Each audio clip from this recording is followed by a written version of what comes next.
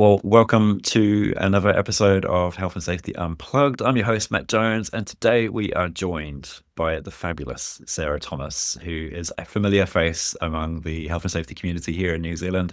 And I'm really rapt to have you join us. So, welcome, Sarah. Hey, Matt, thanks for having me. It's always good to sit down and chew the fat. Yeah, for sure. It's annoying that it takes a podcast recording to catch up. Actually, I think it's fair to say we're both chock a block. There's heaps going on, Mhm. and never enough time to just catch up and have a bit of a yarn. So this is a great opportunity to chew the fat and pick your brains as well. Someone who's got 20 years health and safety professional experience. You've also got your professional or qualified coaching background. You've done writing for in the media space, and also for those who follow you on LinkedIn.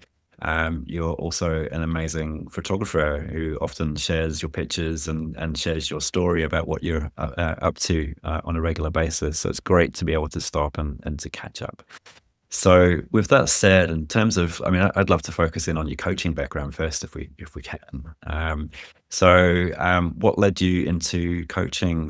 What was the thing that drove you into that space?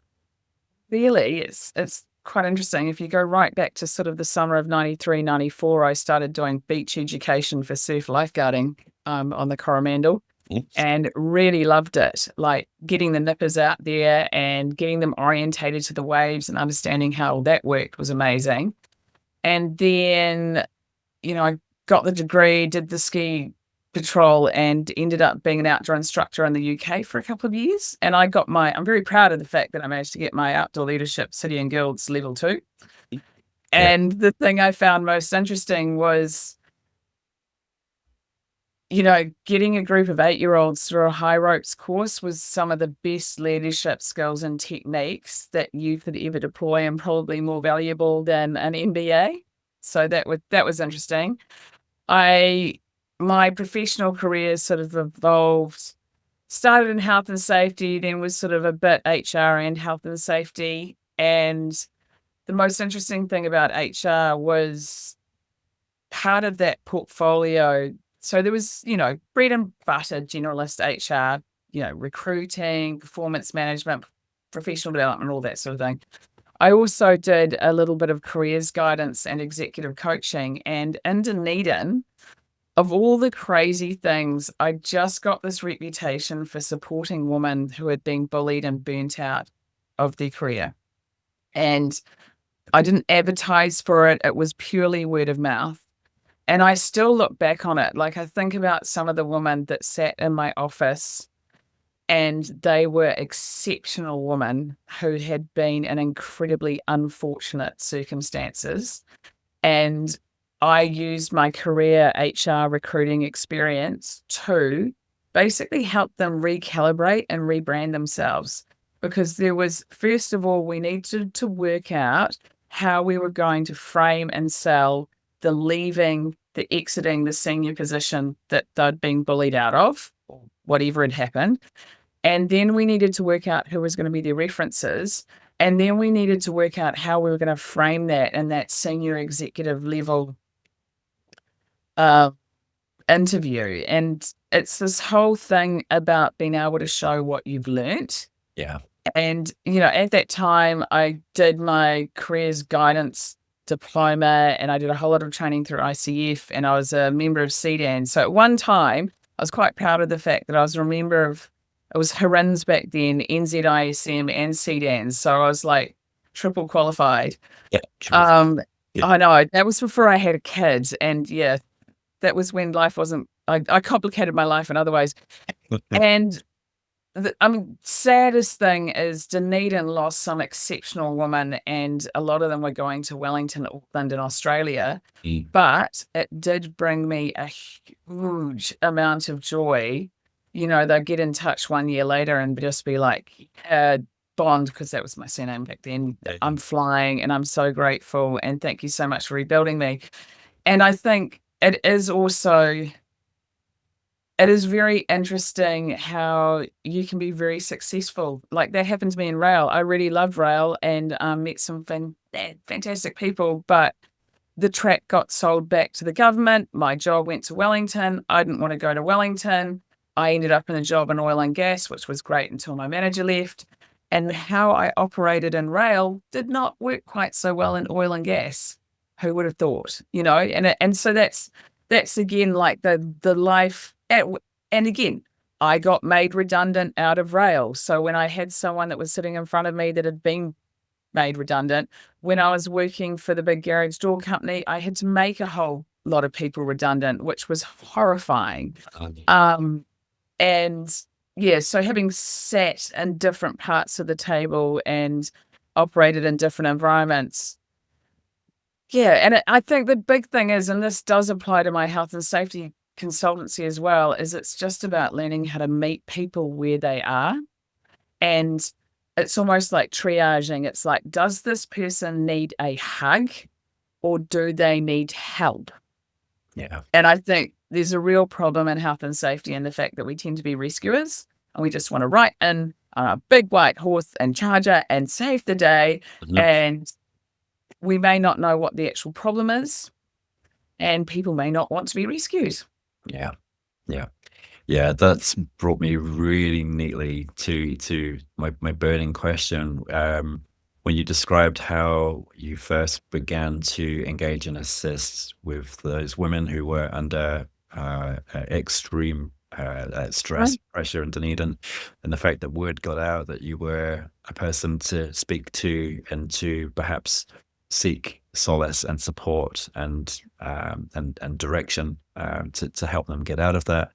That takes a certain type of personality and that takes a certain approach. And it sounds very much like your approach is to assess where they are, where they are at, whether they need that hug or whether they need that mentorship or coaching. And then coming up with a plan of how to resolve this, not single-handedly, but you're in No. And it is very much that massive action plan. And I think one of the things, or the massive action plan, one of the things that I really valued about doing my careers guidance diploma is the first third of it is exactly the same as what you do if you do counseling. And it goes through ethics and it goes through authority to practice and setting up boundaries. And like there were times when someone would be sitting in my office and I'd say, look, you are not ready to work with me. I need you to go and get a different sort of professional support. And once you are safe and ready to learn, we'll go for it. And it's because that's the other thing and a lot of these women that I'm talking about, you know, they were very wealthy, experienced people and they had kids in private school and their husband also had a great job, and they had this image to upkeep. And they needed, as I said, they needed to recalibrate, they needed to rebrand, and it was sort of a sweet spot that I really enjoyed doing. And again, I was saying to you before, there's two people.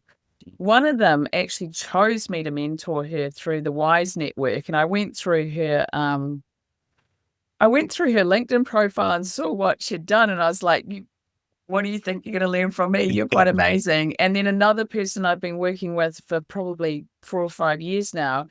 And she has grown and developed and evolved. And like, I am just so proud and so stoked to see what she's doing. And it's just brought me huge joy being a part of that journey. Yeah, yeah, I love that. It's so epic, and I think it's something that I think is lacking, in particular in our profession in the health and safety space, where I think mentorship. Just closing the door, sorry. Yeah, no worries, no worries. It was my washing machine's going on to spin dry. But I think mentorship is something that is seriously lacking. But also, and what I really liked when you mentioned the fact that when you meet an individual or you are introduced to a business that perhaps is seeking support, if they're not ready for the level of support that you can provide, having that knowledge and confidence to say, you're not ready for me right now, but here's a team or here's some people that I recommend you go and speak to and come back to me when you are. That's so powerful. And again, I think is a missing ingredient in the health and safety consulting space in particular. I don't see much evidence of those types of conversations taking place. It's really And powerful. This is fascinating because I can link this back to I was outdoor instructing and I was going for my qualification where you had to write up and reflect on a whole lot of programs that you'd done. And I had done a fencing program, like literally on guard lunge with these kids. And my senior instructor was sitting down with me and we're reviewing the plan, and I was really upset, and he's like, what's wrong? And I'm like, we didn't get to have the battle of the Cavaliers and the Roundheads. And he went, what? And I'm like, that was the big achievement, we were going to have fun doing this. And he's like, Sarah, I was watching you. Every kid got to put a foil in their hands. They got to wave it round. They learnt a few different moves. They were all smiling and they had a great lesson. They didn't know about the battle. It doesn't matter. And that was because, again, it's that managed expectations. And I often use the analogy because there's been times where I've had boards of directors say, look, we just need our operations team to sort this out. And the thing is that the board of directors is very clear about what needs to happen. So I feel like if you imagine it's like a road, I know the whole road, the destination where we're going. But with the operations team, it's like driving at night in headlights. They're only allowed to see the distance of the headlights so they don't end up overwhelmed and, throwing their toys and going, this is ridiculous and we've got too much else to do. Mhm. So it's about that, because it's about being egoless as well, because if you sit there going, that I know everything and we're going to get to here and this is what it's going to look like. Mhm. It's about the 1% goals, and it's about working with people incrementally, the old turning the juggernaut sort of thing. Yep. Yeah, I love it. That's a really good analogy. I've actually seen proposals, and not always from the health and safety space, but proposals tabled by third parties or consultants to a business, and where the scope and the actions and the lists of information that are provided in these proposals, I'm terrified reading it, let alone the company that are receiving that type of style of report. It's no wonder that those don't do so well when it comes to signing them off. Yeah. It also comes back to, Greg Smith and his paper safe sort of methodology. If you write down that this is what you should, like you're shoulding all over the place. Mhm. And again, it always comes down, I keep thinking of that Rasmussen framework where it's like, there's like time and finance and everything else. Mhm. The reality is that you can't break a business in the name of safety. Mhm. Yeah. Yeah, absolutely. And there also, the other thing is that this is something that I really do like about some of the safety too and the learning team stuff. Mm. And it ties in with Agile and, oh God, even Six Sigma. Before this, Matt and I were talking about how we've seen a lot of things come through rebranded, and it's like, oh, that's just the same, but different. What I do like is the ability to sit and go, is this working? Is this sticking? Is the behavior changing before we charge on to the next level? And if it's not, well, we need to change it. And we need to be humble enough to go, hey, that didn't fit that well in this business. Yeah, absolutely. Yeah, I totally agree. I think we've definitely been around long enough to see those cycles and to see things pretty much repeating just with a different label attached. Speaking of labels, one thing that I noticed you mentioned a couple of times is around the importance of branding, rebranding, messaging, thinking about the audience that you are addressing. So that's clearly something that's been important to your success in your career. And I'll tell you what, so last year, I have no idea how I managed to do it, but I ended up so it's the Royal Society of Prevention of Accidents, ROPSA, in the UK. They had a woman in safety leadership course. It was a full day with this woman, Karen Hewitt from Leaderlight. Karen's got an MBA, Master Neuro-Linguistic Programmer, and she's a United Nations interpreter. So she does safety tracing across Europe in multiple languages. You're just sitting there in awe of this woman.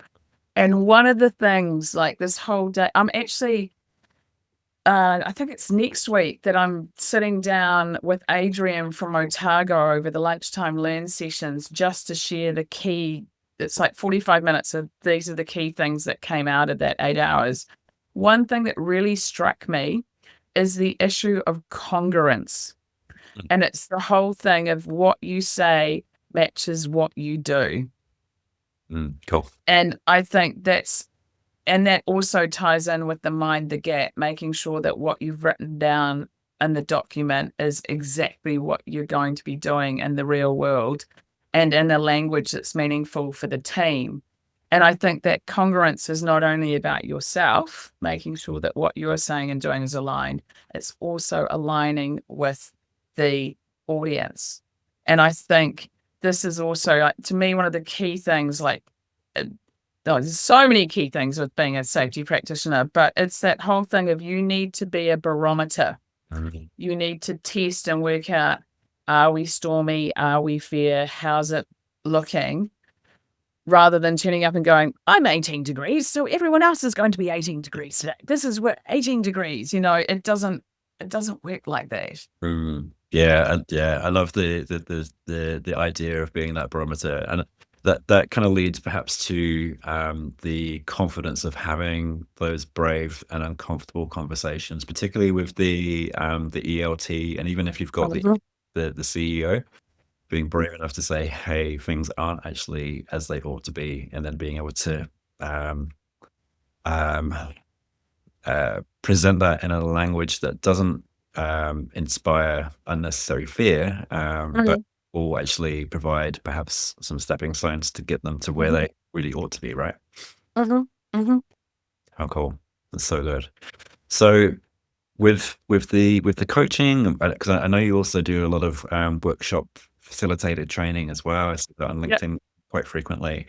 What are some of your tips and tricks that you would put in play to really get the very most out of those sessions? You mean if you were going to turn up to a session? Um, I I've done a lot. Have you heard of TJ Powers and his dose framework? So it's like he looks at dopamine, oxytocin, serotonin, and endorphins. And if you can give it positive, it's great. But there's also a lot of things that take away from that. And with the dopamine, probably the number one is our weapon of mass distraction, which would be our mobile phones. Yep. So the first thing is, whether it is you personally or your business paying for you to be on a training course, I think you need to make it very clear that you are going to be on do not disturb. Mm, Um, mm, and I think I mean, again, it depends on the clients, but I always set up the rules of engagement. Normally, what I like to do is if I'm being, so training will either be 1 hour or, 45 minutes with 15 minutes question, or that's more sort of almost like a lecture style, but it's just hard learn. And then you get into something like more of a workshop that's 2 hours mm, with a couple of practical, and then you get into the full blown 4 hour workshop where often it'll be two good chunks of learning and then a scenario. yep. I literally tell the room that we will stop every hour and you can go check your phones, but Mm, I want your phones to be out of sight. And nice. it's making commitments to the team and the people there. I think the other thing is really immerse, really think, and be prepared to share and be vulnerable. I always, as a trainer, I actually really love it when people are asking me questions as I'm delivering because of that can be some of the juiciest learnings. I always set it up at the beginning. I say, look, I'll either answer your question straight away or I will answer the question after because if it's going to take a bit of time to explain that and we don't have time for side quests, or I'm going to admit that I don't know the answer. So I'm going to use my network and find something out and get back to you. So we manage that question. Nice. But then the other thing is, I always talk about Chatham House rules, which is, we're going to sit and talk about stuff today, particularly with crisis leadership. And you have to be so trauma informed and you have to give people space and say, look, if you need to leave the room, or if you don't want to talk about something, please let me know, and manage that expectation as well. Mm. And I think the other thing with all my trainings, I'm all about doing something before you leave the training, so that this is very Anthony Robbins. I did the Anthony Robbins 3-day rise and sign. Oh, yeah. And Yeah, how did that go? it was so funny because of, like, there's some of it just has my eyes rolling back in my head, but some of it was absolute genius. And anyway, Anthony Robbins is always about, you have to do something now. Mm. And like for me, I need to completely recreate my website.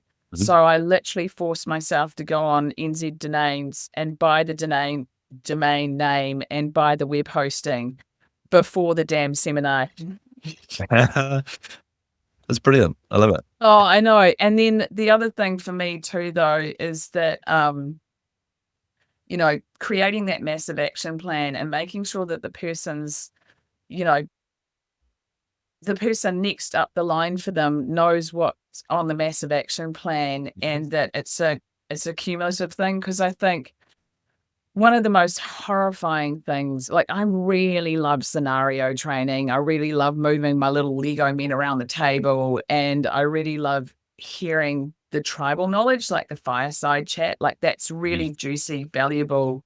Yep. Particularly in construction, like getting the guys to share their stories is so much valuable. Or, compared to me standing there like the teacher from Peanuts going, wow, Yep. it's not going to work. But I think it's so important that it is practical and applied, because there is so many times I've done training over the years where I've gone, yeah, this is great, but there's no way in hell I'm going to implement that back at work. Mm. Yep. And I do find that there's a whole lot of safety training that's really sterile. And it's like, yeah, we sat in a room and talked about this. That's like I really appreciate there are a number of organizations out there that they will come to your workplace and do elevated work platform training with your elevated work platforms, Yes. or with your So valuable. work. Yeah, as opposed to going somewhere and using gear that's not yours. Mhm. Yep. Yeah, I think that's a really great example. I'm a big believer of everything you've just said. That I'm not disagreeing with anything. I feel the value of the first 5 minutes and the last 10 to 15 minutes of a workshop is utterly underappreciated. Setting the scope, setting the scene, ensuring it's a safe environment from the get-go is critically important. And then that last 10, 15, 20 minutes where you perhaps do an activity which forces people to think, okay, what is it I've learned? What are the actions I can take? What can I commit to today? And then expressing that and sharing that around the table is so. But also, and I suspect you've probably experienced this too, is you may have your slide deck up on the wall, but the reality is, if you've created the space for people to feel safe to engage, more often than not, the slides take a back seat, because you've suddenly got this wealth of information being shared across the table, which can be so powerful, so good. And the thing is, again, you have to be humble, because that's where you move into what I call facilitator. You're facilitating the conversation rather than training. And one thing, like, all my clients know, at the end of every meeting and every training and everything, I always say, what was the most interesting thing for you today? Yep. And then I know exactly what landed and exactly what was meaningful, and I can store that away to do more of it next time.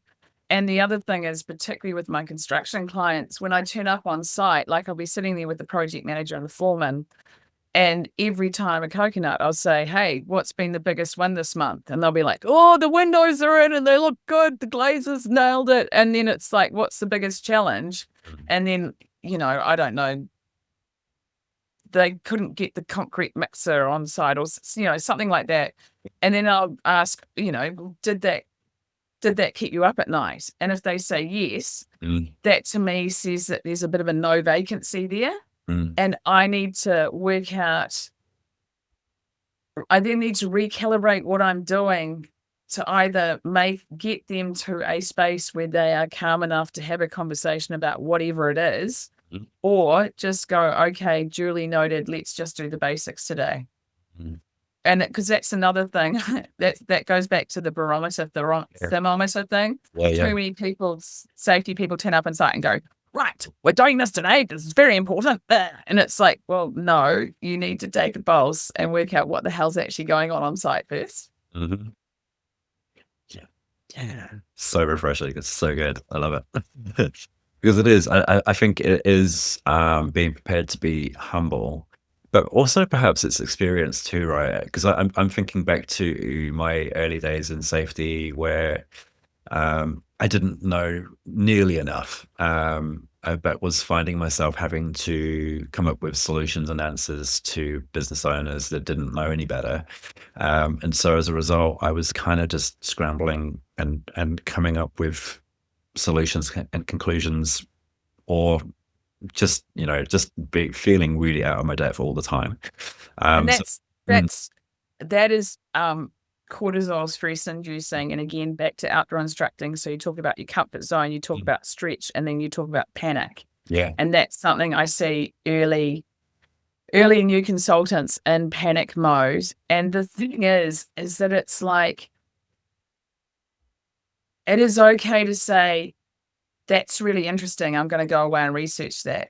yeah, That's outside my technical expertise. But we are a profession where we gain technical expertise through our knowledge. So admitting that we might not know everything can be very, very scary.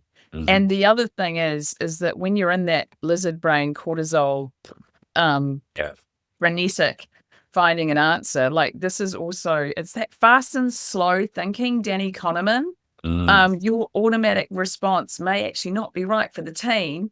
And that's where slowing down, talking to the team, and doing like micro experiments might be a better way to go. hmm, yeah, yeah. I love that. So for those who perhaps haven't had exposure to that term, experiment, like, could you unpack that? What exactly do you mean? Well, the queen of this, and I love Moni Hogg. Moni has done some beautiful work around learning teams. And the thing about Moni's work is she is mind like water. She flows with the team that she's working with rather than turning up and going, would you like fries with my latest type? This is what we're doing. And the thing with micro experiments is that she asks very clever questions, and often it will come out of a learning team. Mm, And it's like, well, what would it look like? What would good look like? And then they're like this. And it's like, okay, well, what are the things we can do to move towards that? And then it's that collaborative journey working with the team. And effectively, I mean, again, quoting Todd Conklin, mm, what you want to do is set up the rumble strips. So mm, there's a road, and everyone we know we're going down this road, and we know if we hit these rumble strips, we're going to stop and have a think. But it's like you're setting them up to move in their own direction and to try things out, but doing it in a measured way. It's not like, we're just going to bring on SAP because SAP is the answer. Because I'll tell you what, it's not. If mm, you don't actually have systems that are effective to put into SAP, it will break your business, yeah, or Workflow Max, or whatever the hell it is called, Salesforce, who knows? yeah, Um, and that's, yeah, again, it's in some ways coming back to medical stuff, because, I do love my ski patrol and lifeguarding from 20 years ago, because gosh, I'm old. It is triage. It is like, what is, dare I say it, the critical risk? And it looks like we might have a legal definition for that, but again, on hold, because we'll just wait for the act to be passed yeah, before yeah. we think the sky is falling Chicken Little. Yes. Um, but yeah, it's like, what is that one thing? This is another thing. James Lachlan, his book, It's great, isn't it? oh my God, I've been going through and doing One, all the little exercises. one. The Habits of High Powered Performers. Yes, That, thank you. Yep, yep, that's the book. He is always about what's the next most important thing. yep. And sometimes the micro experiment is working out what's the next most important thing and how can we take a step towards it. And again, I think, because the other thing I find, and I've seen this with internal safety people as well as consultants, is you just get so overwhelmed. Mm. Like you sit in the middle of the site and it just feels like there's death surrounding you, you know. And I've I definitely been keep, on a few sites like that. oh, I know. And like there's like a pirate flag over here and there's a nuclear reactor over here, and we're just sitting in the middle of it. Yep. And it's like, no, as long as we can sit down and have a measured plan. This is another thing I found really interesting. I talked about it because I did that webinar, Courageous Conversations for Wise, on Tuesday. I talked about remembering to be in different gears. Like if you are in front of the board of directors, you are in fifth gear. Yep. You are thinking long term, you are thinking strategic, you're in the helicopter, you're looking down on the ship. Mhm. If you're talking to the senior leadership team, you're in fourth gear. You have to be aware of strategy, but you also have to be aware of the upstream, downstream. And if you're out on site, it's third gear. And if you're talking to the frontline people, it's first or second gear. And it's like you need to have the speed and pace that is appropriate for your audience, even though you are delivering the same message. Yep. Yep. And I think that's a nuance that they don't teach you in your postgraduate diploma. No, that's exactly right. Yeah, because I was really keen to pick your brains. I mean, obviously, in terms of your experience, like, I mean, it feels like we've both been in the profession for a similar length of time. And I was going to ask what would be your advice to your younger self when you were first stepping into the profession. And I imagine that would certainly be one really helpful piece of advice is being aware of your audience, being aware of the types of language, the types of communication they would be expecting of you. So knowing, if you're in front of the board of directors, for example, they don't want to be hearing lots of ums and ahs and uncertainties and fidgeting and a good example of that, or the real granular type thinking, and then flipping it to the guys and girls at the coalface. They're not going to want to know about strategy. They just want to know the now and what is going to get them to the end of the day, really, And and being able with to. Right. the people on the ground, half the time it's been humor. Like, if you can get people relaxed and it lands well. And I always, like, for me, one of the biggest ones is when something we've talked about in a toolbox is then being discussed in the smoko room. Yes. Yeah. Like that to me is a huge one. I think, so the first thing I say this to the people that I've been coaching is you need to be able to sleep at night. And so that's about knowing your span of control, knowing your authority to practice, and knowing that you spoke up in the appropriate way, and then knowing how to let that go. So I think that would have saved me a huge amount of angst.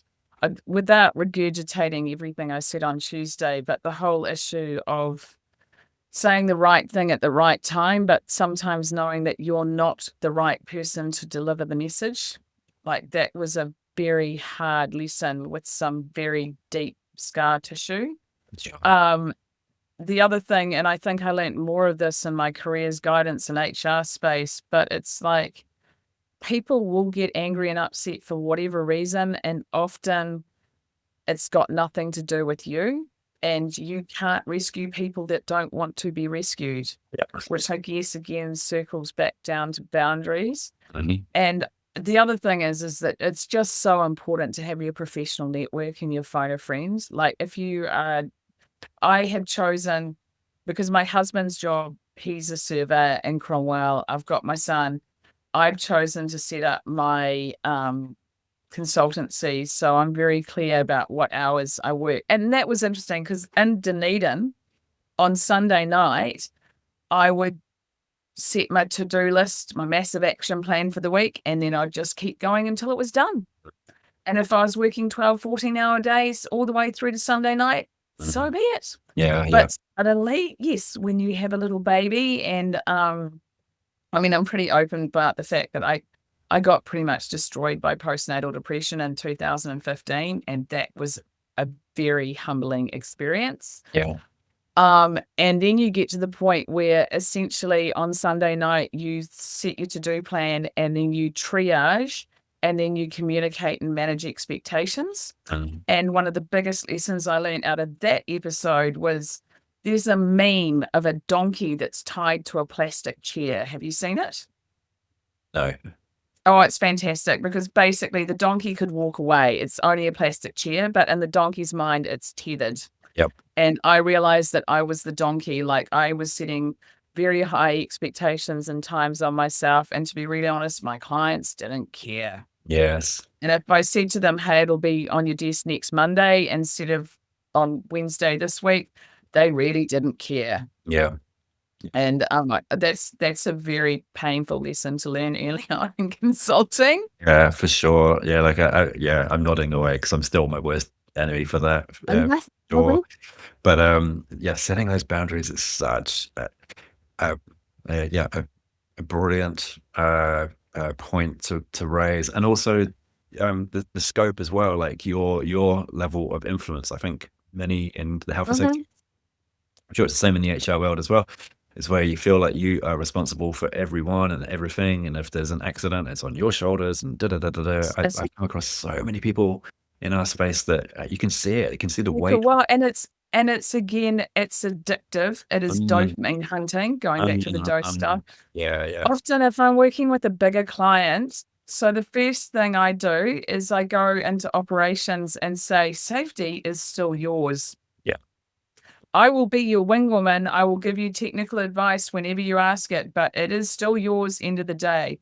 Then I go and see the HR team and I say, hey, look, what's your work plan look like for the next year? Because we cannot break frontline supervisors by trying to deploy a whole new performance management system at the same time as we're doing accident investigations, Mm, like the front line. And it's doing that stakeholder map. And yeah, yeah. You just yay, I know.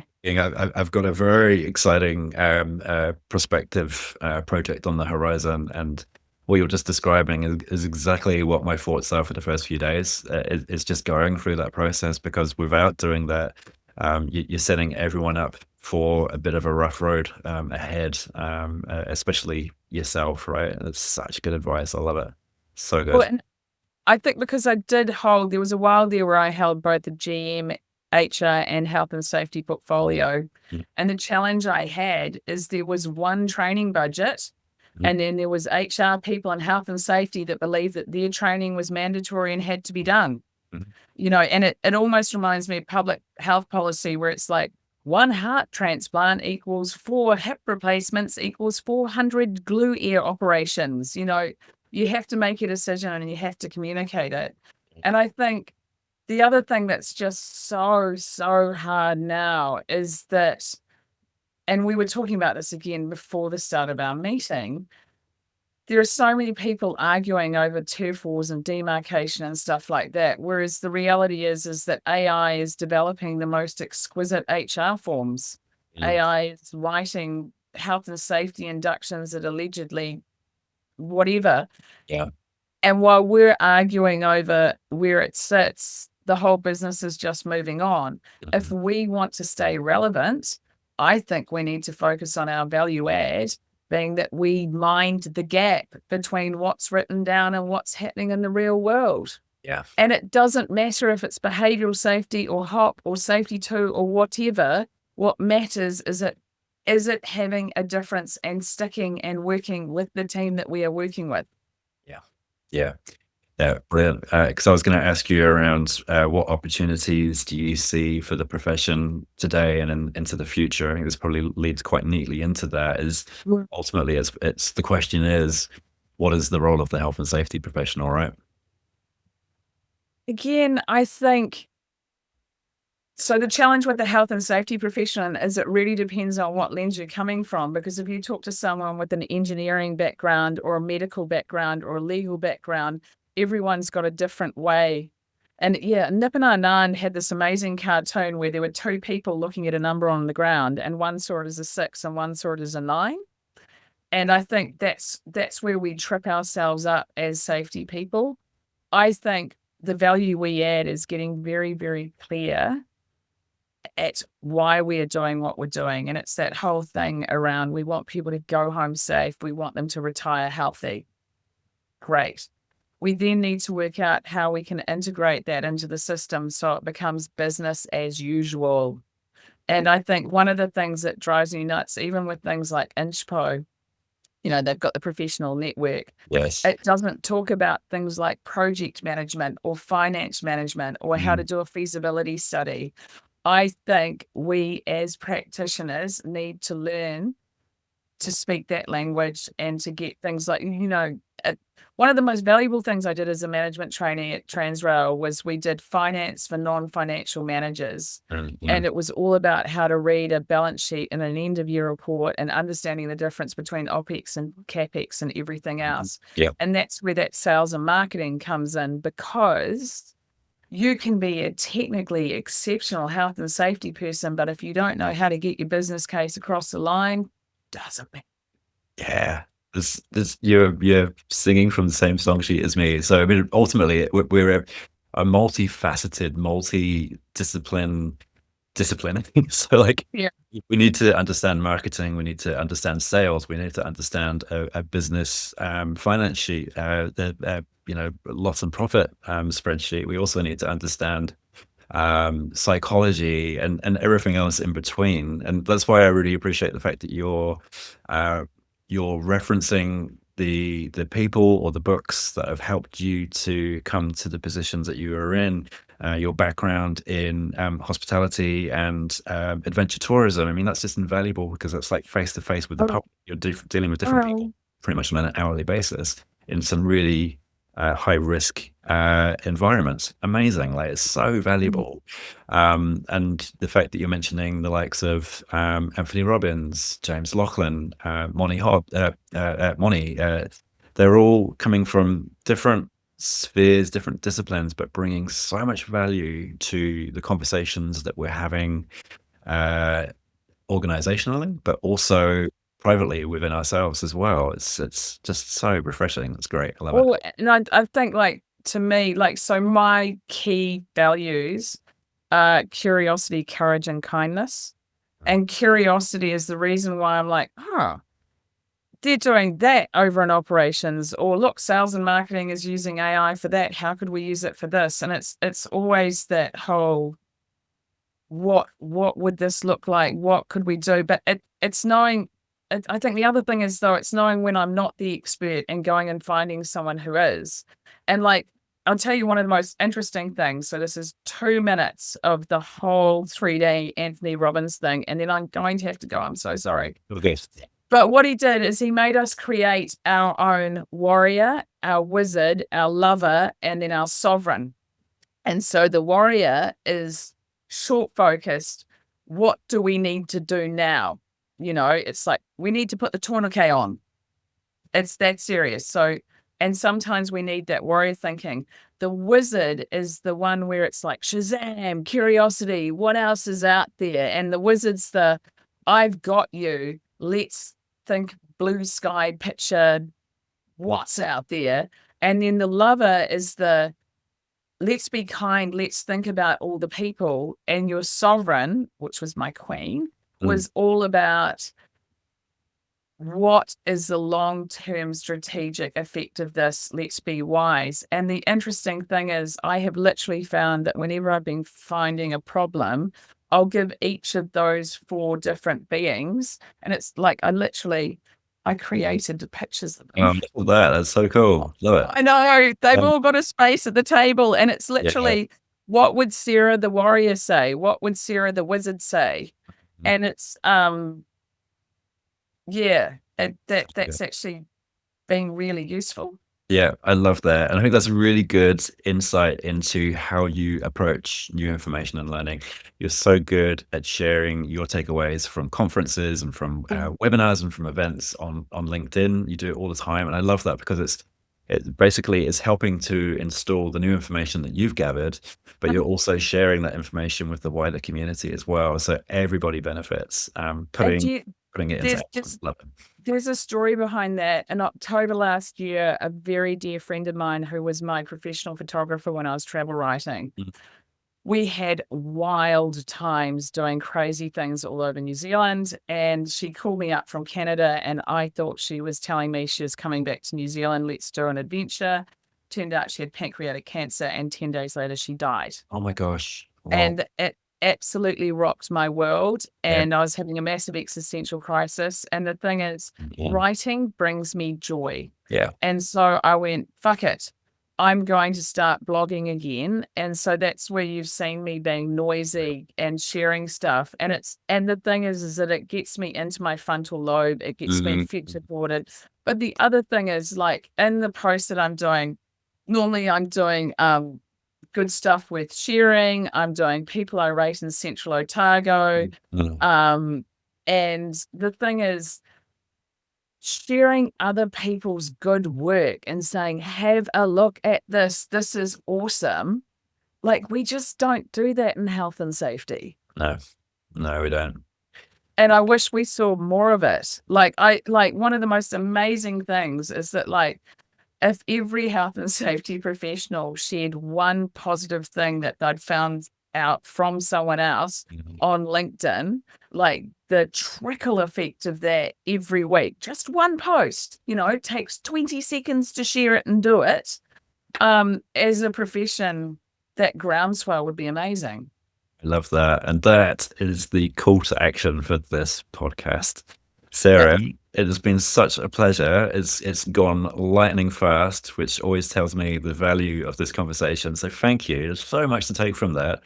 And for those who are listening, I really hope you take on board what's been talked about and the idea, the action the challenge to everyone is to find one cool thing that another safety professional is doing and share it on either LinkedIn or the New Zealand Health and Safety Facebook page. Love it. Thank you so much. Not a problem, Matt. Wonderful to talk to you. I'll be in touch.